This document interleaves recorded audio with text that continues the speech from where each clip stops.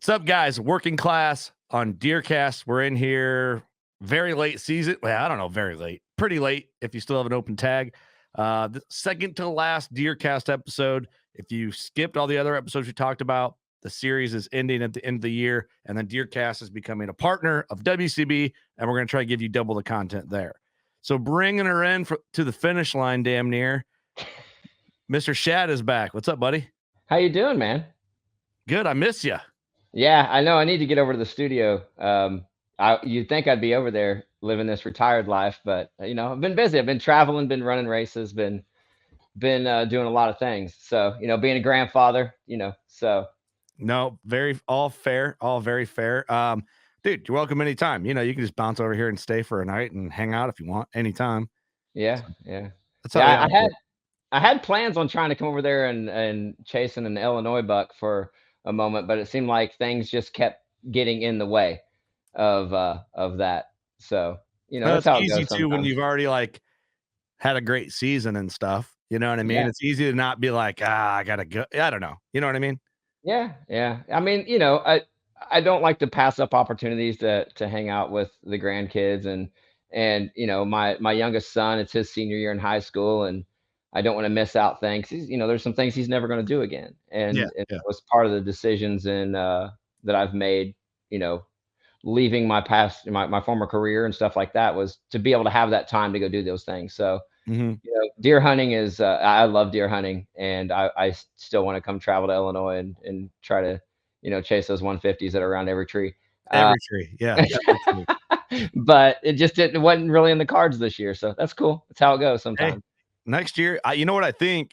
Because we do our hunting camp now, like middle of the map hunting camp. So like Rachel and Andy come in, and then Devin comes in. This year, what I want to do is plan start traditions. We kind of already are organically developing some traditions, like our White Russian thing is kind of like a camp thing we do here. And then I want to do a few planned nights of different types of hunting camp. Just have anybody that wants to come hang out can come hang out type of thing. So for sure. Yeah, the studio is nice for that. Yeah, and it's going to be even better if our edition gets done by then, which we're it's slowly getting worked on. But there'll be more to explore and more opportunity come available once that gets done. Yeah, it's tough. That's you got to just come see the updates. We haven't really updated anybody on what exactly is going on over there, as far as listeners or video content. But we're gonna get to it. But it'll be way cooler next year when you come to hunting camp. I'll just say that for sure. Dude, you had a good season. People know you through our community as the trad guy. Mm-hmm. You're the gateway trad guy for WCB. I'm the marijuana of it. Yeah, exactly. You are. You're the bridge, because at our bow shoots, you're the one there encouraging people to shoot one of many traditional bows you bring along. We've talked about this on the podcast before, so just kind of giving a reintroduction. Shad is the marijuana of trad hunting for the WCB community. The gateway drug. The gateway. And you're just a positive dude, and you're fun to talk to. So thanks, man. That's all that's really the introduction right there. I mean, you love hunting, you're passionate about a lot of things, and you've had a good season. Yeah. It's I was really looking forward to being able to to just go chase deer wherever I wanted to in Indiana. And my fourth sit of the year, I already filled my buck tag. I killed a doe my first night out.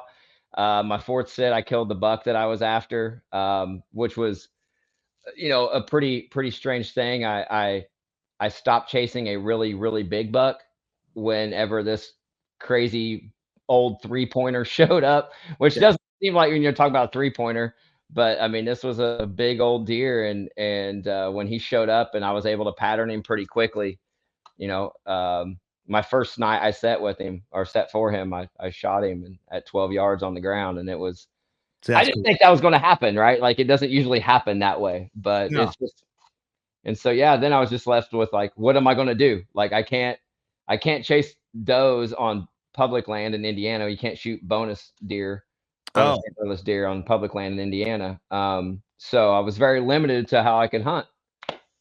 Good problems, man. Because I know a lot of guys kind of lean into that, I don't want my season to be over too early. But when it happens that way, like I've said many times, you have to take it. Oh, dude, I wasn't even going to go hunting that night. It was the second week of October. I'm always in northern Indiana for the Indiana Trail 100-mile race, and I almost broke my foot at that race this year. It was a really, really crappy conditions, and I was running with one of my best friends from Texas. It was his first stab at the 100-mile foot race distance, and it went really sideways for both of us. And how many people finish? How many people sign up for that race? Usually around 250, somewhere in that area. Yeah, that's just one of them. How many? What percentage of people finish a 100-mile race? Oh, it depends on the conditions, man. Like that one this year was rough for that race because it started raining at the beginning of the race and it never stopped. The temperatures were right above freezing at the beginning of the race and just plummeted throughout the whole time. So it was gnarly. I mean, I would say, I don't know. I didn't look at the finish statistics of that race, but I'm guessing under 50%. Yeah. Still, that's crazy. Yeah, I mean, it's a fun way to live. It's an interesting way. Hey, So yeah. So like, 2 days before I killed that buck that I called Trey, I damn near broke my foot, and I didn't really want to go hunting. My foot was super swollen and bruised, and my son Chase was like, "Hey, you want to go out in the woods?" He was off work, and I was like, I wasn't really planning on it. I was like, "Are you wanting to go out?" Because he hadn't even thought about hunting yet. Mhm. I just kind of want to go sit. I'm like, "All right, well." He'd help me sit. He'd help me put this blind up and get it brushed in. And it's right off the corner of a food plot, and he helped me do all this work for this buck. And he's like, I just kind of want to go sit. And I was like, all right, well, the wind's right. I'll just go sit there on that blind off the food plot. I was like, my foot's not really into like trying to hunt out of a saddle tonight or climb up in one of my stands. Like it was just easy to walk into. Yeah. And so yeah, I had him sitting by like most people in the Midwest, we had a big drought. I had him sitting by a pond that still had water. And I was just like, just hang out here and see if something comes by. Just be some eyes for me. He's like, all right, cool. And yeah, an hour and a half before dark, here he comes, and I shoot him at 12 yards, and I text Chase. I was like, I just shot Trey. He goes, I heard. Like, I mean, he was only like 100 yards away, but he heard the crash afterwards. I mean, he only ran 60 yards and that's awesome. Now, was that a traditional buck? No. I'm still having a hard time shooting my traditional bows with my hand. I can shoot some lightweight traditional bows pretty good, but I'm not comfortable with that poundage of trying to hunt a deer. I mean, it's legal. I'm still over 35 pounds, but in my head, I just don't. Yeah, I don't like it.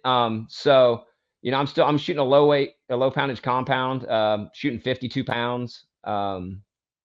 So it's I can shoot that comfortably, and yeah, it's been really good. Last year, I forced bow hunting, very soon after my surgery, and I shouldn't have done it. And I probably set back my recovery a few months because of that. But yeah, everything was going good to at least shoot a compound this year. So cool. Yeah, it was in traditional range for sure. Yeah. But no, it was not. So yeah, I mean, fourth sit out, 2 deer in the freezer, and pretty good. I was feeling pretty good about things. I got to be picky about when I wanted to go hunting after that, Yeah, you got to take that, dude. You got to, when that happens, you got to take it, because we all, if you bow hunt long enough, we've all been through those bow seasons where you're like, it's the end of season and you've been hustling, and mentally you're like Charlie from It's Always Sunny in Philadelphia when he's like mapping everything out. You're like, you're kind of like frantic in a good way. Like we do it to ourselves. We enjoy it. It's fun, but we've all been there. You get discouraged and you start getting in your own head, like what's going on. So when you get a chance. Yeah. I mean, I was not upset about it whatsoever. It's been a long time since I've targeted a specific deer, and like that was my focus. And I'm kind of the odd guy of the team WCB that doesn't target deer over antler size. It's just the weird things that makes me feel on the inside. Like, sometimes it's a wonky small deer and sometimes it's a bigger deer. And, I was after a very big deer earlier in the year until he showed up. And I mean, I don't even know what this 3-point would measure, but he probably had on his left side the one big spike that came out was probably 15, 16 inches long. See, it's awesome. And just a big fork on just a big old deer, man. He was just on Yeah, the yeah. downhill. I do And love that though, because in our group chat, everybody knows you're that guy. So yeah, any deer that's like really weird or just got something strange going on, everyone sends it in the group and tags you.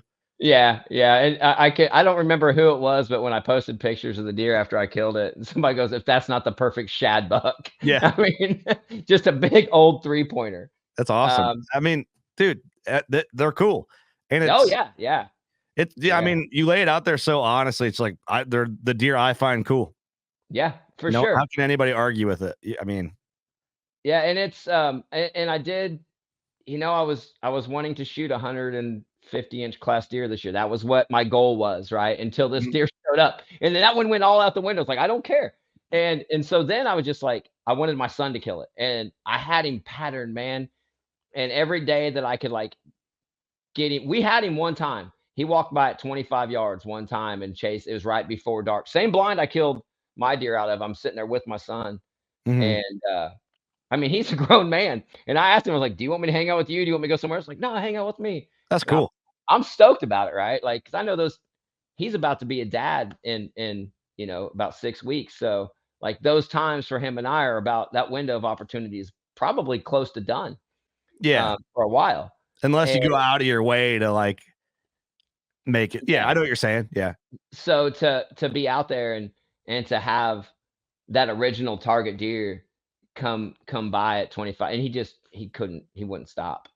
oh yeah, that sucks. But But part of yeah, it. it was beautiful, and Chase was stoked about it, and it was a good hunt that evening, and I've seen him one last time. I've seen him one last time in person. That was on Thanksgiving night, and he was I wanted Chase to go out with me, and he had family things going on, and he's Mhm. a stepdad, um and he couldn't break free, and man, I had him at 45 yards during general fire season, just wasn't chasing her though, just Yeah, following her to these creek bottoms, and I was just that deer had no idea that I was there, and the whole time I'm just like going, God, I wish Chase was here. you so know, is this deer still alive? as far as I know, yeah, I haven't Yeah. heard of anybody killing him yet. So Maybe he'll be like a 160, 70s buck and it's just meant to be, and you'll kill him on the ground with like a recurve. yeah, you never know. That'd be cool. You never know. You Okay, never if know. this deer makes it, we know about it. I'm gonna hold you to make that your target buck next year. Oh, if he makes it, I can promise you he'll be. Okay. Well, I promise you, and then like Booner Spike will show up No, and no, no, no. We need to stick to this deer. Now there's history. Now for there's sure, history, right? for Because then sure. we podcasted about it right now. So then now you got to let the Booner Spikes see what happens to them. And this is your guy. What's his name? Do you have he named this deer? I haven't. Nope, What do we name nope. him? We got to name him Don't right know. now. I have no idea. I come up with wonky names. I mean, the only reason I thought of Trey, it wasn't even because he had 3 points. Is like I literally just watched the original Boys in the Hood movie not too long, and so that was like stuck in my head. I was like, oh, Trey. That's all right. It worked. How about we So call him we'll call him NA. NA, there you go. That works. I don't That know. works as well. Yeah. I mean, NA works. It fits me. Yeah, So we'll call it that. NA buck.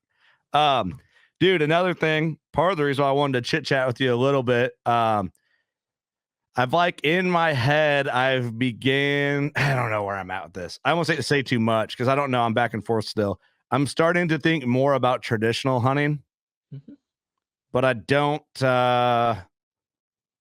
know yet. I mean, not that I'm like, I just, if I'm going to do it, I want to do it. For sure. For sure. So, and for me, like, I like compound hunting. I like shooting elite bows. Yeah. But Yeah. like, if I set a goal to get in to kill like a deer with traditional equipment, then I just have to be fully committed. So I'm still hem hawing in my head, but it doesn't mean I don't want to I do want to get a bow and start playing. And you and Scotty have been kind of mildly shaman-ish vibes, like what direction to go, what kind of bow to look for, what brands to look at. Cause I want to get my own bow, Yeah. like, and kind of like form a relationship with one. Yeah. And there's a lot of great bowyers out there. And just the bows that I like or the bows that Scotty likes or even Austin, his bow that he loves. Like it might not fit you because Yeah. it's not a mass produced thing. And when you were talking about somebody using hand tools to build stuff, you're just not going to get that repetitive feel that you would, you Yeah. know. So much, in fact, I've gotten to where, like, if say I'm at a traditional shoot and I go try somebody's bow out off the rack, right? And I go shoot it and I shoot that bow good. I don't even care what it looks like. If I can shoot that bow good, I know the chances of them replicating exactly how that bow shoots for me is pretty slim. Yeah. So, like, I would rather buy that particular bow, even if I don't even like it, right? Like, like, say the woods or whatever. Yeah. Like, Yeah. say it's ugly, but Just if it unappealing. shoots, Yeah. Yeah. yeah, I mean, because I've had some very beautiful bows that, you know, as I heard on a show, you couldn't hit a mule in the butt with a banjo Mhm. with that bow. Like, but they're beautiful, Yeah. but they sucked for me. I hear you. Um, Yeah. so, but yeah, it's there's a lot. You have to shoot a lot of bows, man. There's a lot of test driving to go, and when you find the one, like, you'll find one that just, like, fits your hand and fit and everything about it just. And, I might pick it up and go, I hate this damn thing, but you shoot it lights out, right? Yeah. It's just how those go. I'll So, tell you, I shot Jared Scheffler's longbows at the Harrisburg show a couple because mhm. where we were at, we weren't far from like right where everybody would shoot bows. And every day at the end of the show, Jared would our booth is right there. So Jared would stop in and like drop some arrows and another bow off, and then he'd walk 30 feet from our booth and sit there and just sling arrows like right at the last like few minutes of the show, and he'd shoot for a little Yeah. bit after. So I was over there and he let me shoot them, and I loved whatever bow it was, his longbow. I don't know what brand or what, but I loved it. It just Yeah. felt good. I'm like, I need to know who this is. And but Scotty knows, and he said the guy doesn't make them anymore, but I don't know if that's I mean, right or that's not. possible. There's a lot of people who, I mean, there's not a lot of money in that industry when you're talking about being a professional bowyer. You're literally trying to sell the same idea as a new person to the same 10 people, right? Like, Yeah, yeah, that's pretty much it's a growing community, but it's not mainstream, it's not large. yeah, And yeah, um when you're talking about, throwing 800 to $2,000 into something that's handmade, like, there's a lot of cats, especially old traditional guys. I mean, there's a lot. The younger crowd is a little more apt to spend money, but the older guys are just like, this bow works fine. I don't need to yeah. buy another one. So it's really hard to make a solo living at that. You know what I Yeah, mean? I can see So that for sure.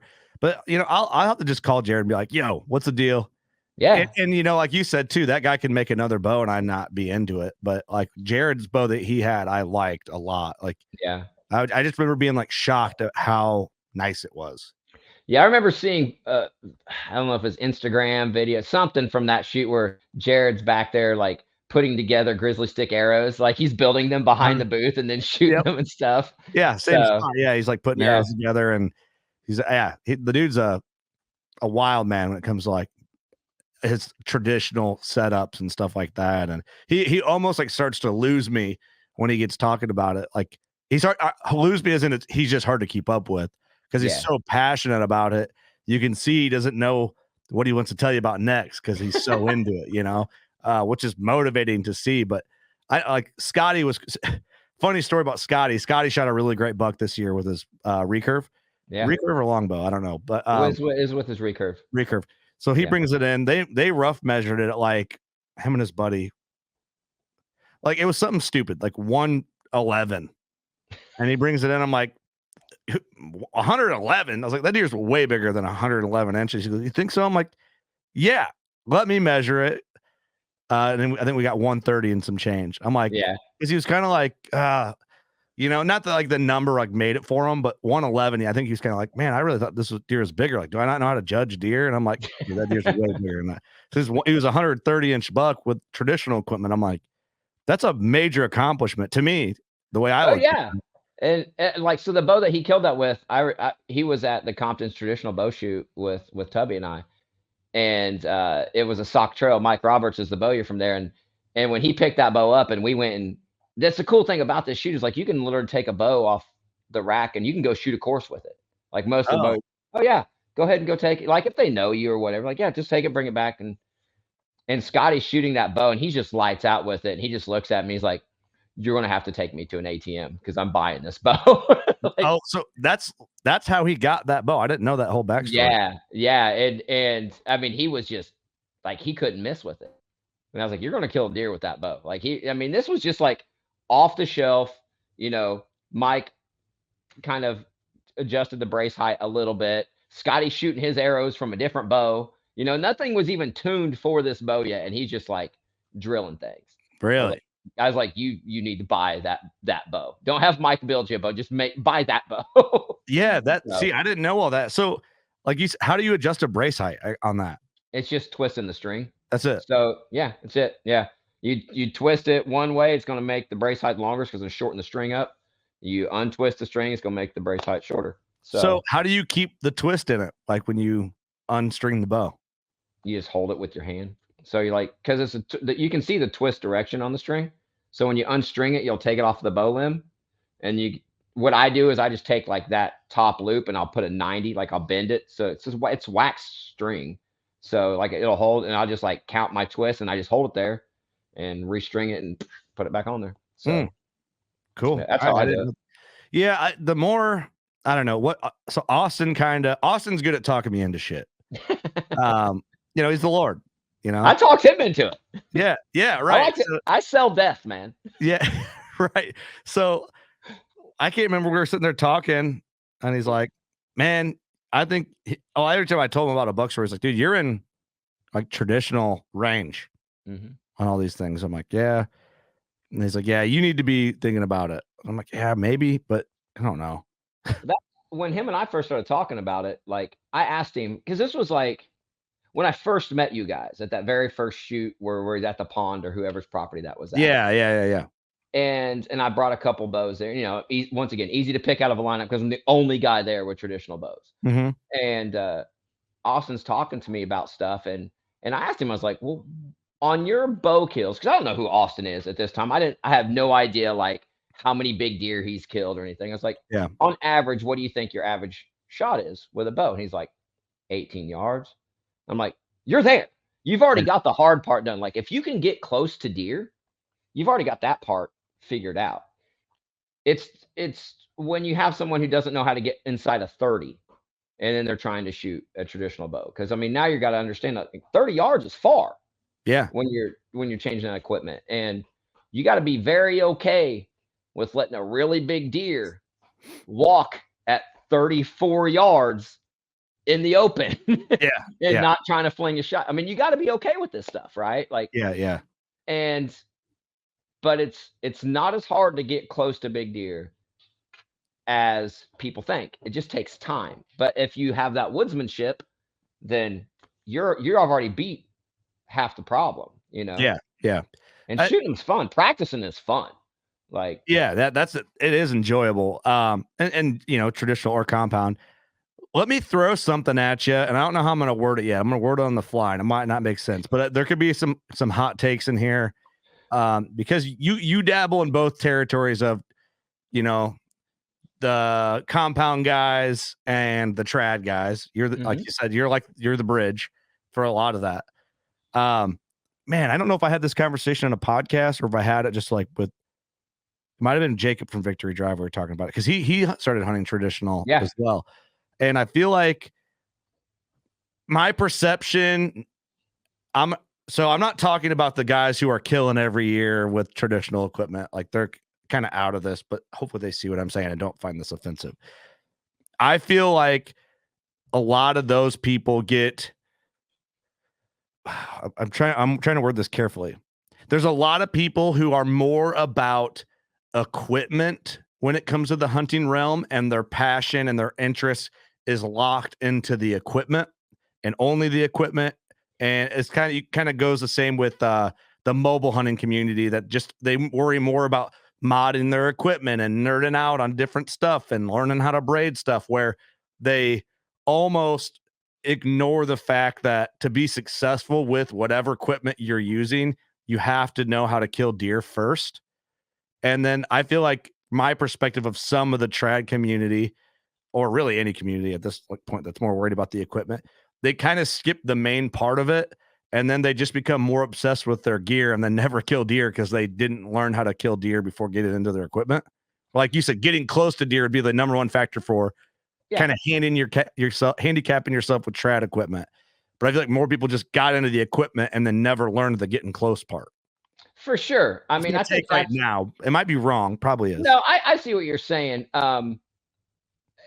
Yeah, I mean, I think if you take somebody who doesn't know how to bow hunt and you give them a traditional bow at first and they have, or not bow, just say they'll have zero woodsmanship skills at all, right? Yeah. It's going to be a lot harder for that person to be successful with that weapon, depending on your terms of what successful means. And with today, it is really easy to like go overboard on equipment and to think that like, you can nerd out on traditional gear just like you can on compounds or like anything. Like, 100%. I mean, it's any avenue. Just shooting styles alone.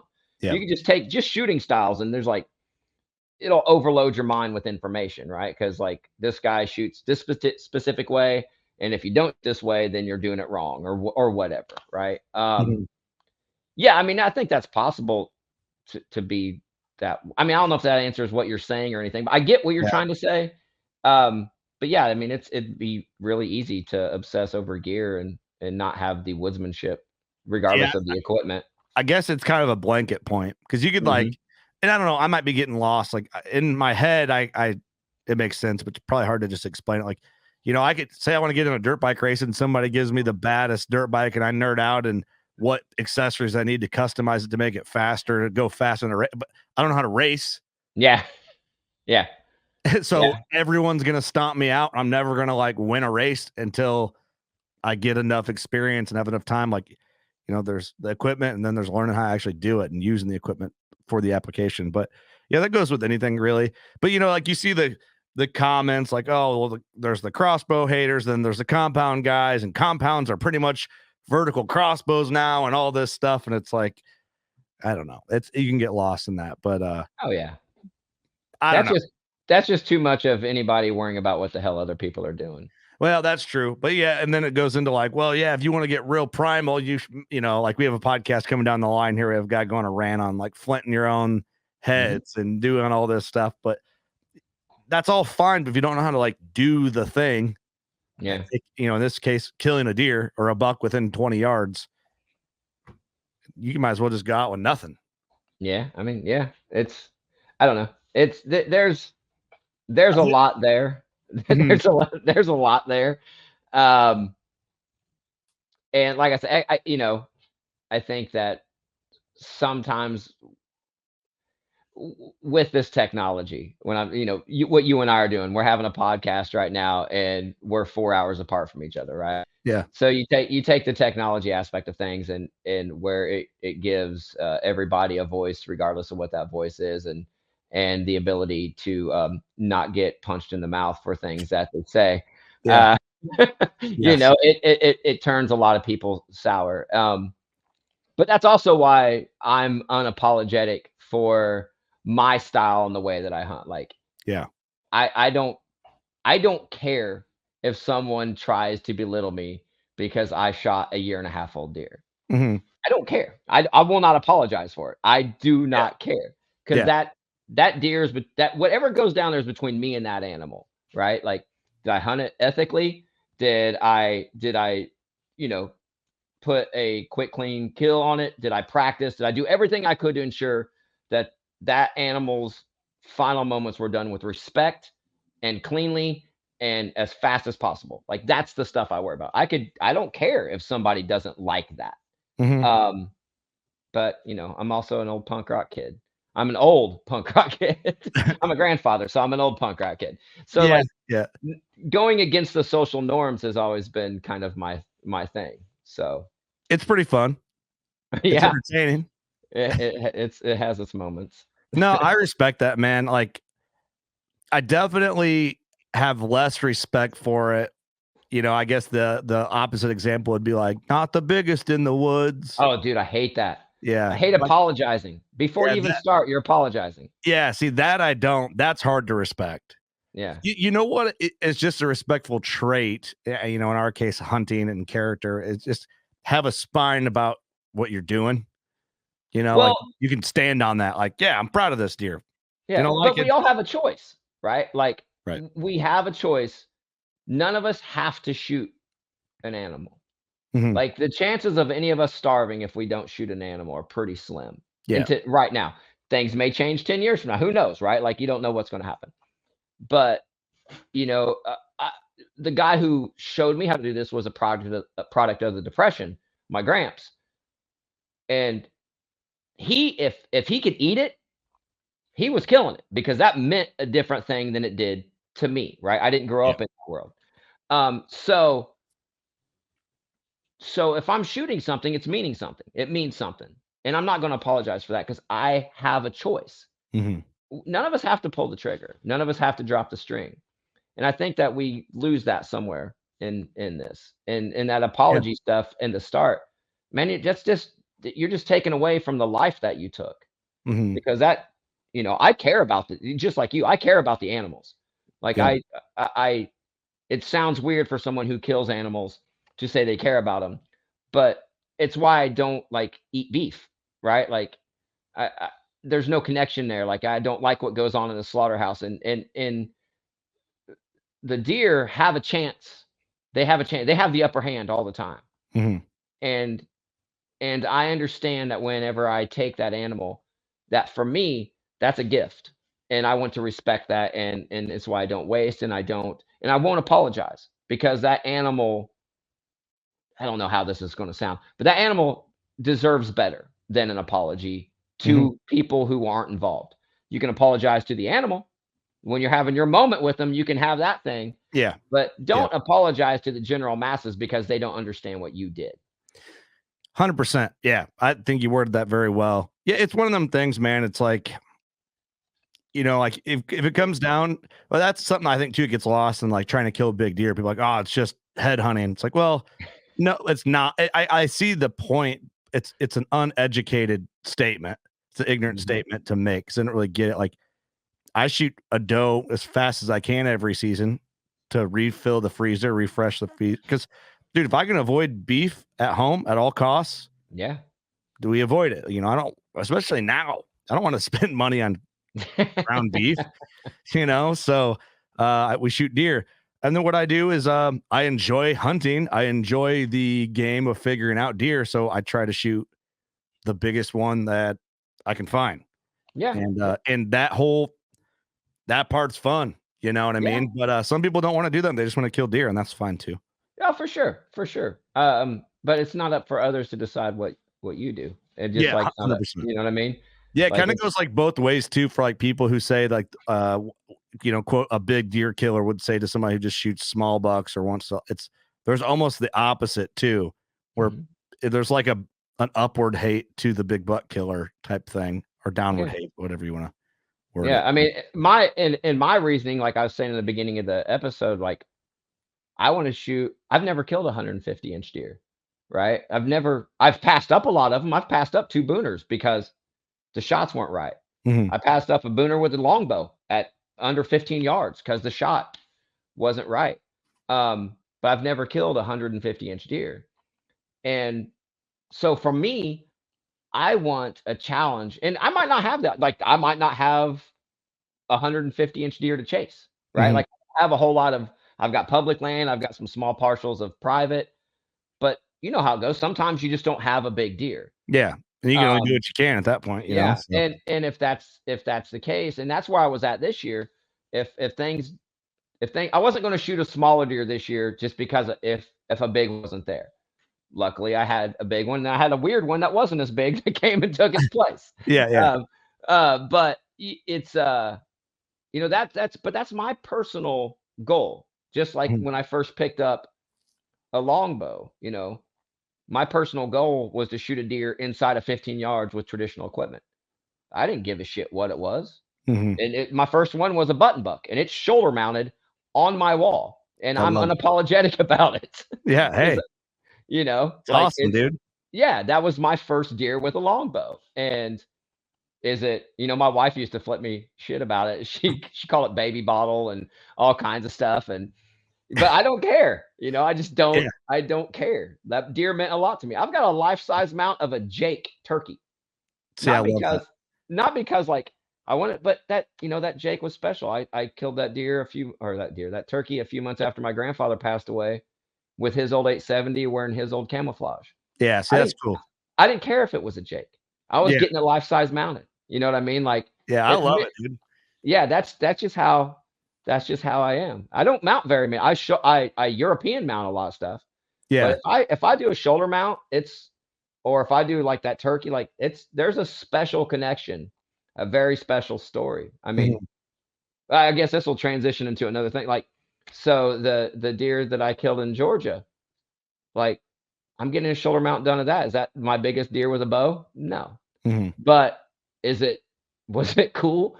Like to shoot a deer barefoot? Oh yeah. Yeah, Like alright, break that. it, How did that happen? Why were you barefoot? so I'm so how this story goes is my Well, cousin first let races. me go by saying, I'm not really surprised that you were barefoot. You're Yeah. like a barefoot dude. So, Well, it's not like it was warm though. It was 27 degrees. listen, not surprised you were barefoot. Just saying. No offense. Yeah. No, I'm a weird guy. You're quirky, man. You got some quirks. I love you for it. I think it's great. Don't change. I, Never I, change. I embrace them. I embrace them. So my cousin who lives in Georgia races professional motocross, and so how the story goes is after the last race of the season, which happens to be not too far from my house in Crawfordsville, Indiana, at Ironman. Um, a lot of the pros, since it's the last race of the season, a lot of them will go up to Michigan. There's a race the following weekend every year. It's pro am, and they go up there, and it's a big party, and they have fun. They race, and someone wins some extra money and or whatever.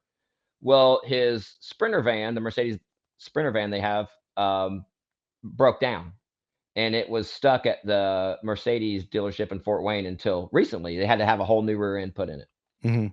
Mhm. So my cousin, knows that I'm on first retirement. He's like, Yeah. "Hey, would you want to go up and grab that and drive it down to us if you're not doing anything?" I was like, "Yeah, absolutely." I was like, "Hey, you guys live in an urban zone, right?" For Jordan, he doesn't hunt. He doesn't know anything. Yeah. So like I'm doing the research on it and come to find out that he does and all this stuff. And I was like, what would be the chances of if I can get a rental car to come back instead of flying back if I bring my gear and go hunting while I'm down there? He's like, I don't care. He's like, I'll talk to some of my friends too, because they got some little bit of land and stuff. I was like, Shh, awesome. Yeah. Never hunted deer in Georgia. Like I'm driving down there anyways. So I get down there and it was a culture shock on how urban deer hunting goes for me. It was a culture shock to me. Yeah. I've never done this. It was really weird. I mean, I've seen the Seek One stuff, like, you see him like going in behind dentist office and see this stuff. And like, I mean, it's somewhat urban where some of my private property is, because it's like it's under 40 acres. There's houses around, like you Yeah. hear the neighbors, Yeah. Urban things like isn't that. just like people live around. Yeah. Yeah. Yeah, yeah. But this is like subdivisions, and it was weird. So the first night I get there, there's just deer everywhere. Like they're like raccoons in Indiana. I mean, this area that we're at, it's just north of Atlanta. There's just deer everywhere, and I'm freaking out. Right, dude, there are just like this. This is insane. Yeah. Right. So I go to Cabela's, get my licensing all taken care of, and I can kill 2 bucks. My out of state tag was insane because for $160 for a 2-day license, I got 2 buck tags, 10, Okay. 10 doe tags, 2 bear tags, and 2 turkey tags. It's like all included. All included for $160. I'm like, it's $90 for an Indiana resident to shoot 2 does and a buck. Right. Oh, I'm dude, like, as a non-resident to come to Illinois, you're 500 and some change. yeah, for a buck. Yeah. And a doe. Yeah. You get a combo. Okay. So like now that there's antler restrictions on your first buck, it was 4 points on one side or a 15-inch spread. So I was like, damn, no spikes. But Yeah. I'll kill a spike in Georgia. I'll do the spike Spike Tour. Spike sign, yeah. That's right. So we go to his friend's house because he had some property he was showing me. And as we're driving over there, man, like there's box blinds next to swing sets. Like weird. It was a really, really weird thing. And I was having a hard time wrapping my head around this. And so we go check out this other property, and I'm still trying to like wrap my head around, like, because his buddy has a really nice box blind. It's literally sandwiched between two houses. Yeah. And there's a small strip of trees. But there's just, like I said, there's just deer everywhere. Yeah, yeah. And it was kind of tripping me out on the whole camouflage factor and the scent free. And I'm like, man, you should smell like lighter fluid and crack up a weed eater every now and then just to like act like a person, right? Put a charcoal grill underneath your box blind. Yeah, because it's like what I was noticing as I was walking, like what I was going through and checking this stuff out is like the deer were fine as long as you didn't pay attention to them. But as soon as you tried to sneak, they turned real again. Right? Yeah. Which, it makes sense to a point. A little surprising, but it makes sense. Yeah. So anyways, like I'm having some like dilemma about how this is going to happen, because I'm like, okay, if I shoot a deer, the chances of it dying here, you know how it is with a bow, are slim. Like, what if it dies next to this kid's sandbox 3 houses over? Like, I'm asking my cousin, like, how do you guys deal with that? He's like, oh, we just go knock on their door and they just tell you to come get it. It's just common there, right? Just normal, right. Yeah.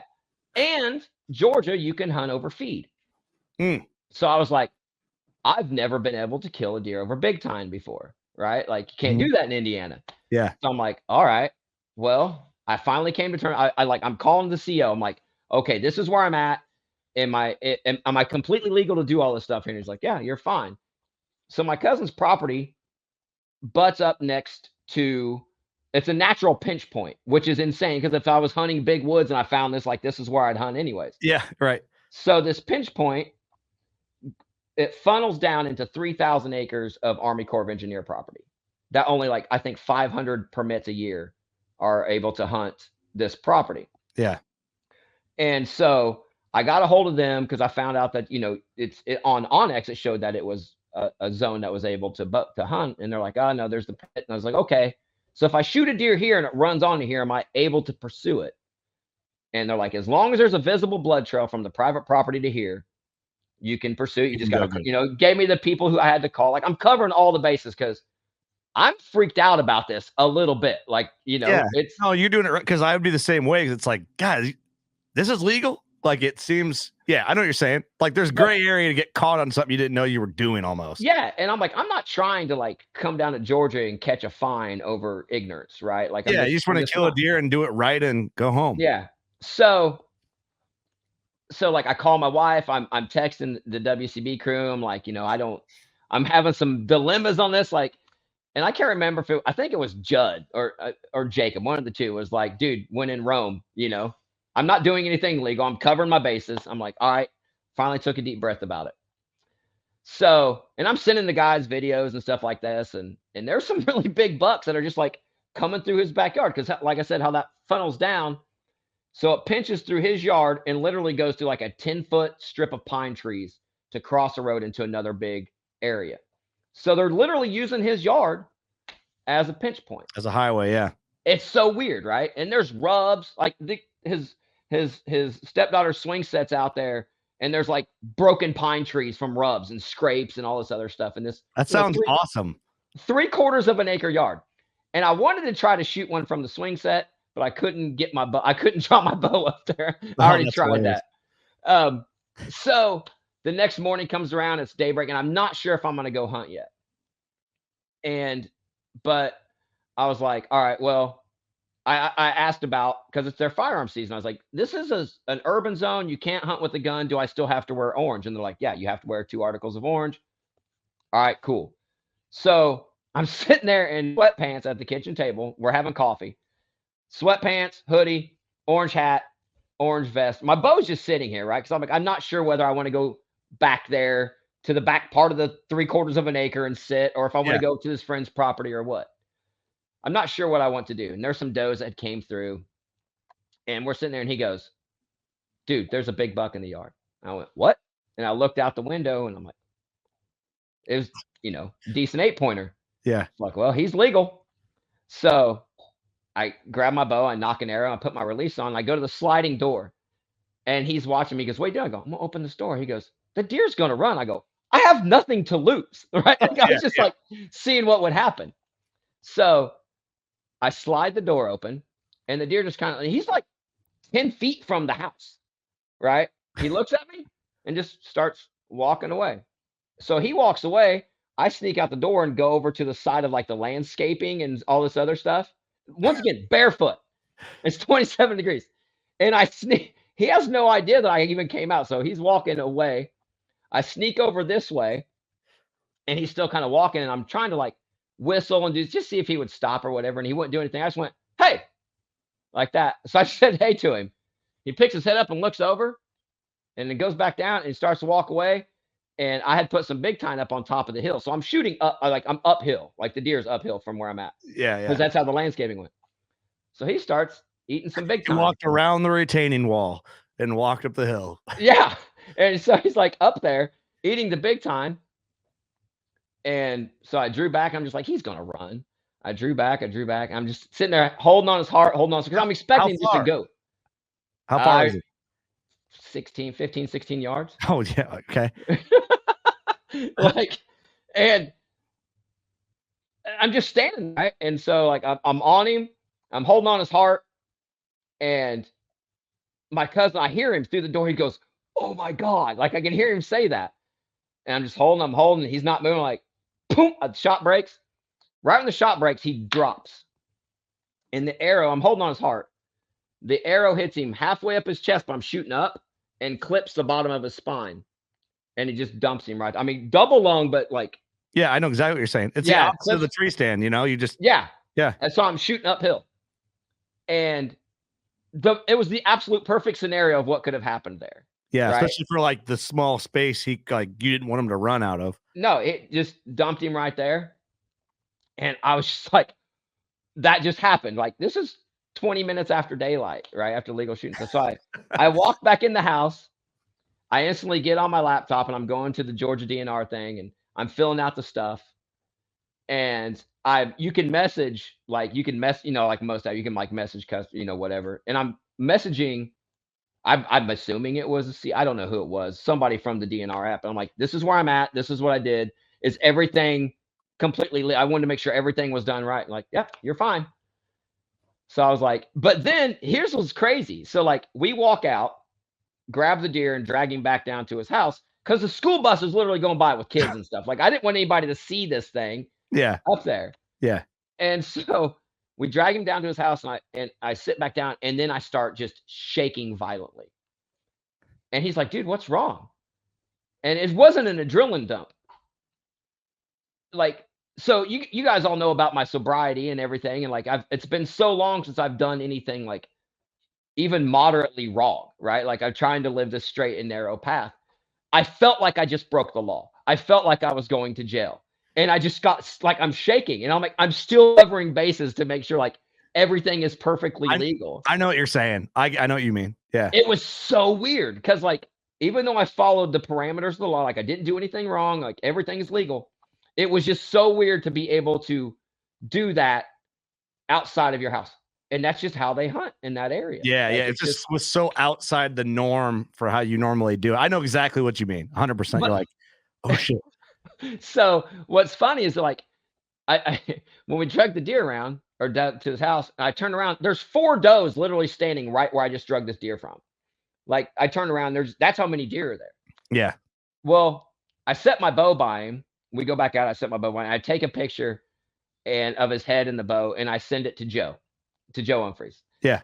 And he texts me. He goes, "Whose deer is that? It's got too many spikes. I know it's not yours." Too many spikes. That's hilarious. So we had this phone call. I was like, "Dude, I literally just killed a deer over big time in Georgia." He's like, "Are you kidding me?" Kind of thing. So it was a weird thing.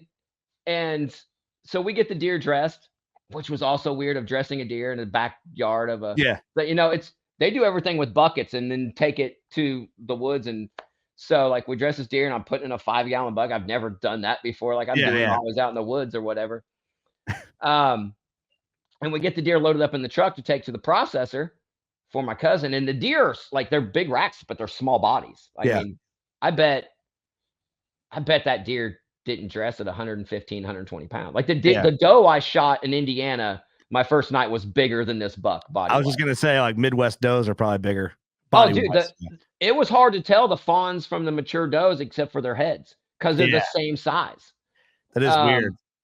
But I look at there's a bigger buck than the one I killed right there an hour later.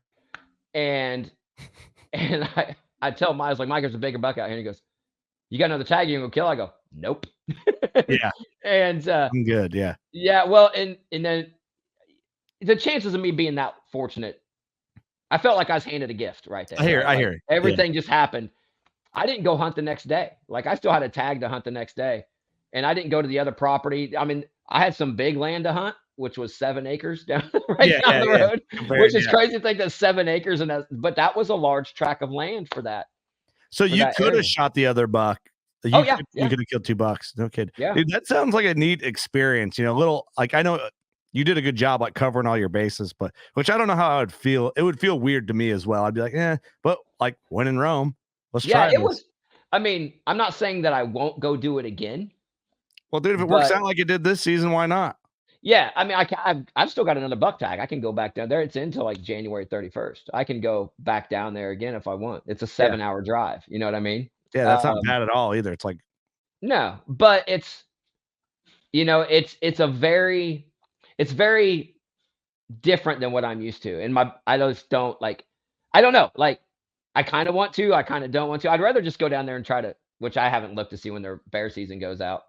But like, there's an archery only zone probably 30, 45 miles away from him that has bears in it. And I was like, I'd almost rather go down there and see if I could find a bear versus just try it. Yeah. Yeah. Cause I've got 2 bear tags according to my Georgia license. So dude, that's hilarious. Yeah. Well, you got, like I said, when it happens, you got to take it. Yeah. It was a strange thing, man. But yeah, shot at bear because I had told my cousin, he's like, because I'm just sitting there barefoot and sweating. He's like, "What are you gonna do if a deer comes?" Like, "I'm gonna shoot it barefoot." I was just joking. I didn't think that it would happen, and it was cold, dude. It was like I said, it was like 27 degrees. Yeah, too cold to be out there barefoot for that long. That's hilarious. It's cold. So you just went in, finished your coffee, and handled it. Yeah, had some violent shakes because I thought I broke the law and I was going to jail, and that's hilarious. Everything else, but yeah, I mean, I wanted to make sure the bases were covered. I don't, as I was taught, ignorance is no excuse to break the law, when it comes to anything, even though I didn't always follow that train of thought with some of my other actions in life. But I know what you mean. Yeah, I'm like, everybody knows what you mean by that. Yeah, I'm not, there's no animal that's worth me catching a fine or a ticket or whatever. Right. Over something that I can just take a half hour or whatever to cover. Well, if you can help it, for sure. Well, too, it's like the urban thing is so interesting. Like I watched my first full episode of Seek One the other day when he killed that giant Columbus, like city limits, Columbus, Ohio. And it's cool, man. It's, I feel like more the strategy in some of them places. It's like, if the deer lives there, it's really just it's the strategy and getting access. Yeah. Is the strategy, but it's neat. It's a different way to do things. I'm not against it by any means. I think it's cool. Like, like what Bone Collectors used to do those videos of them in like, I don't remember what state they were in, Connecticut or something, doing the urban hunts. And they're like sitting over swing sets and stuff and just shooting a bunch of does and good bucks like that. It's pretty neat. It's pretty cool. Well, I did mention to him, I was like, if I come back down here, I'm thinking about bringing my pop-up blind, not for camouflage, but because the animals they just don't care what's out in the yard. I would like to try to shoot one with like a longbow from like 2 feet, see how close, like just put it right in that pinch, and just like where they funnel through that, and just see if I can shoot a bucket like just outside the window of that thing. Oh, what you need to do instead of that? Get one of them like plastic playhouses, the little Tykes playhouses, and just sit in it. I don't think your longbow would fit in that, or your recurve, but something like that would be kind of funny, Yeah, or make a trampoline ground blind. Something like that. It was a very interesting thing. It's like, was it hunting? Not really, but it's hunting for there. Different way to do it. Dude, this is how common it is. So like when we took the deer to the processor, because I'd called him to make sure he was accepting deer and everything, because I know it's their firearm season and stuff, Yeah, yeah. and he was like, "Yeah, bring it on down." So we took it down there, and he goes, "So you're from Indiana?" I was like, "Yeah." And he goes, "Were you hunting on the public out here?" I was like, "No, I'm hunting on my cousin's property." He goes, "Oh, so you got you one of them porch deer?" Like that's Oh, you exactly do. what that's exactly what he said. He just called it a porch deer. That's Like that's just hilarious. yeah. It's so it's I just, but find it's that fun. strange. I want one porch deer in my life. You know what I I mean? know a place. I do it. I do that, just to say you had that like experience. It's like something to check off the list there. Yeah, yeah, That's but a that's great why story. that's the whole reason I'm getting it mounted, man. Like I literally shot a buck barefoot with my cousin sitting right there.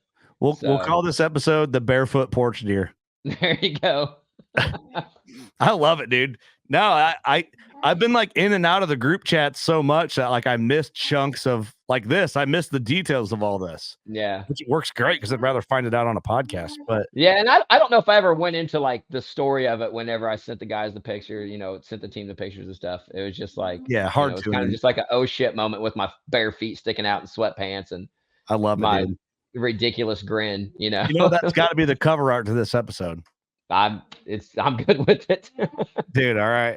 Well, dude, I love the stories. I appreciate you chatting with me.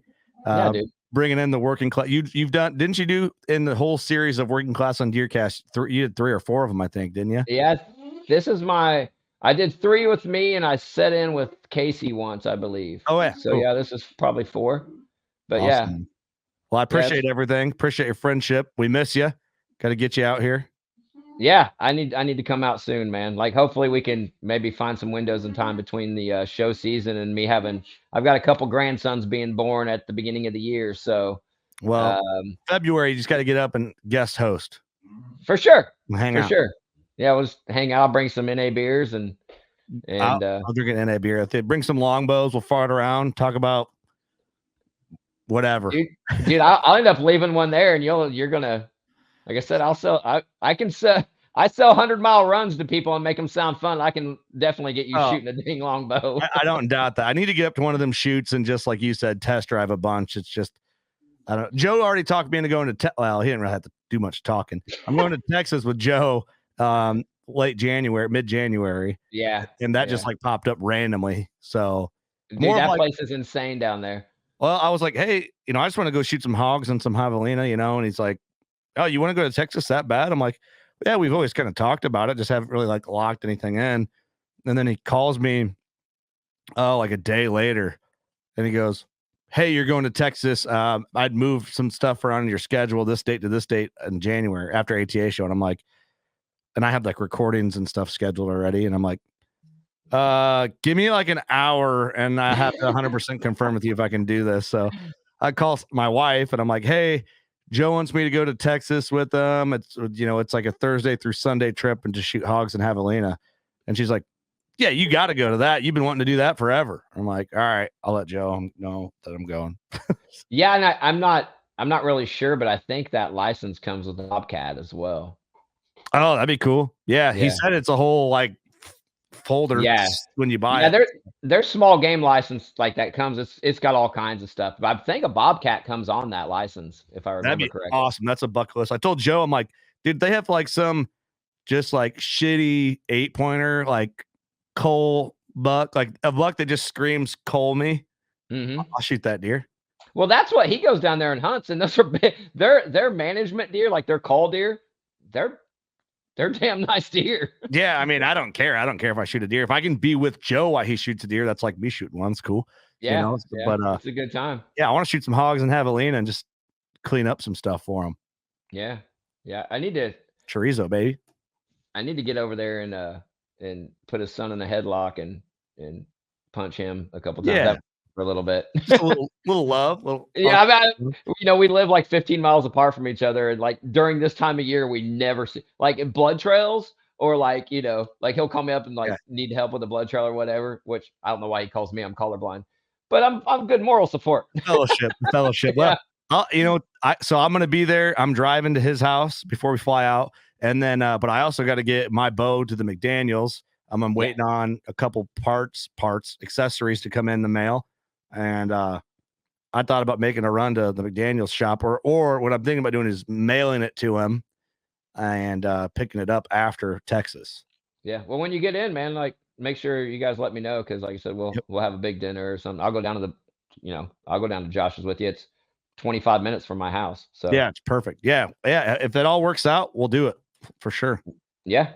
Yeah, cool. man. Well, congrats on the season, dude. I appreciate you taking the time to BS with me. I know you're busy. All retired and stuff. Yeah, man, I don't know how I ever had time to work. Like I'm just right. No kidding.